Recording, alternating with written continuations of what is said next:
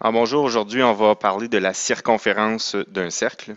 La circonférence d'un cercle, c'est en réalité le périmètre du cercle. Donc on va tracer ici un cercle.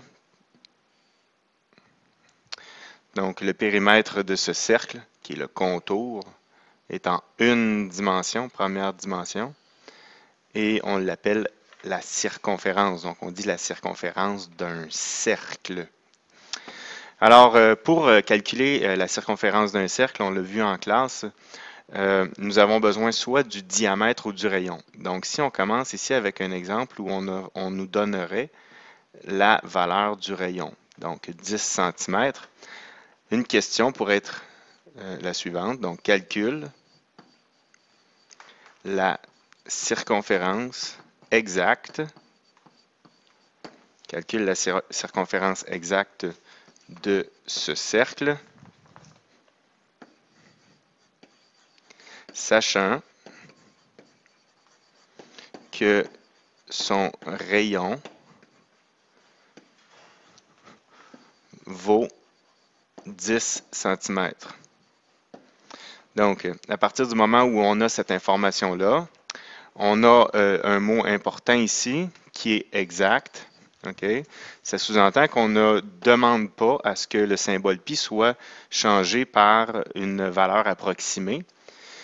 Que le mot exact soit là ou non, c'est pas important. Ce qui est le plus important, c'est de s'assurer de toujours avoir en premier lieu la valeur exacte de la circonférence. Si jamais on vous demandait en surplus d'approximer, ben vous aurez une ligne ou deux, on le verra tantôt, pour faire cette approximation-là. Mais le but principal, quand on calcule la circonférence d'un cercle, c'est de trouver la réponse finale exacte.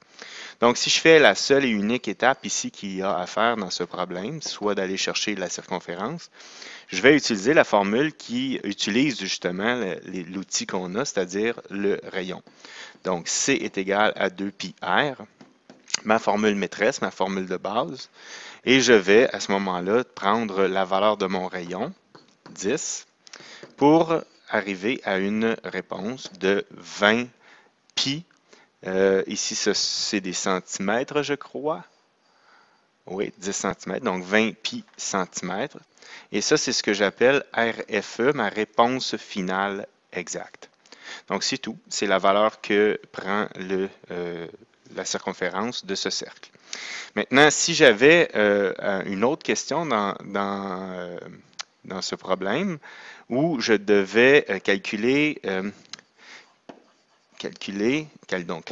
la circonférence d'un autre cercle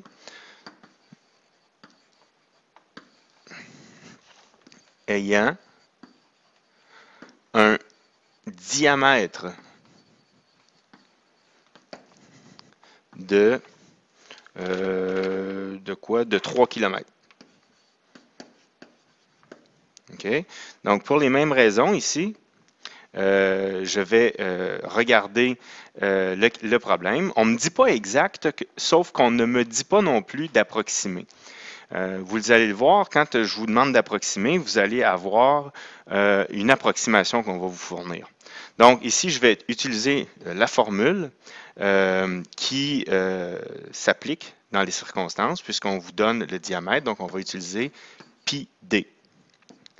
Donc on a ici la raison pour laquelle c'est pi d, c'est que le langage mathématique nous dit qu'on doit mettre d'abord la constante et ensuite la variable. Donc, on répète le pi ici et on utilise la valeur de 3 qui est notre diamètre. Et là, on va rechanger tout ça de bord. Pourquoi? Parce que dans le langage mathématique, encore une fois, on considère qu'il faut que le coefficient soit en avant de la variable ou de la constante. Donc, une fois qu'on a remplacé d par 3, ça devient un coefficient. Et là, on a notre valeur de 3 pi km, qui est encore une fois ici notre réponse finale exacte. Donc, c'est de cette façon-là qu'on va gérer les deux premiers problèmes, connaissant le rayon ou la circonférence. Le diamètre. Un autre problème qu'on peut avoir aussi, c'est un problème comme celui-là. Donc, calcule la circonférence d'un cercle, OK, ayant un rayon de 24 décimètres. Et là, je te fournirai ici une approximation. Donc, même si je n'ai pas dit approxime dans le texte, c'est pas grave si je te fournis cette approximation. Ça veut dire que je désire que tu approximes. Alors, tu remarques ici la quantité de décimales, 4 décimales. Ça sous-entend que ta réponse devra aussi, au maximum, avoir 4 décimales. Donc, je vais ici utiliser, le rayon. Donc, ma première étape, circonférence égale à 2 pi r est égal à 2 pi 24. Donc, 48 pi. Et il s'agit ici de décimètres. Et ça, c'est ma réponse finale exacte. Là, il y en a qui vont dire, monsieur, vous avez demandé approximer. Mais vous devez toujours arriver d'abord et avant tout à votre réponse finale exacte. Et la seule différence avec les problèmes d'en haut, c'est que là, tu vas avoir des petites lignes suivantes. 48 fois, et là, c'est là que tu vas remplacer ton symbole pi par 3,14. Et tu vas donner ton approximation à 150,7968 décimètres. Donc, ça, ici, c'est l'approximation que tu as calculée à l'aide de l'approximation que je t'ai fournie. On va en faire un autre. Donc, calcul.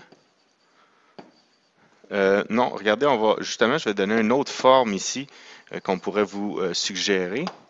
Approxime la circonférence d'un cercle dont le diamètre vaut 66 cm. Et là, je vous donne nécessairement l'approximation parce que je vous ai dit d'approximer. Donc ici, je te demande d'approximer avec 3,14. Tu vois que l'approximation n'est pas la même. Ici, j'ai seulement 2 décimaux. Donc, tu devras aussi, dans ta réponse, avoir un maximum de 2 décimales. Donc, on a notre première étape encore, calculer cette fameuse circonférence. On va utiliser pi-d parce que c'est l'information dont on dispose. Alors, pi 66 pi centimètres. Et ça, c'est encore une fois, notre RFE. Okay, la réponse qu'il faut tout de même, malgré tout, obtenir.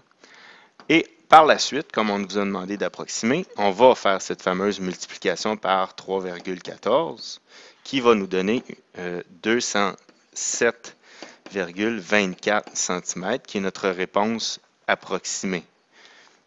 Okay? Donc, vous voyez la distinction entre la formule qu'on utilise pour trouver la circonférence, dépendamment de ce qu'on a comme information dans le problème, le rayon ou le diamètre.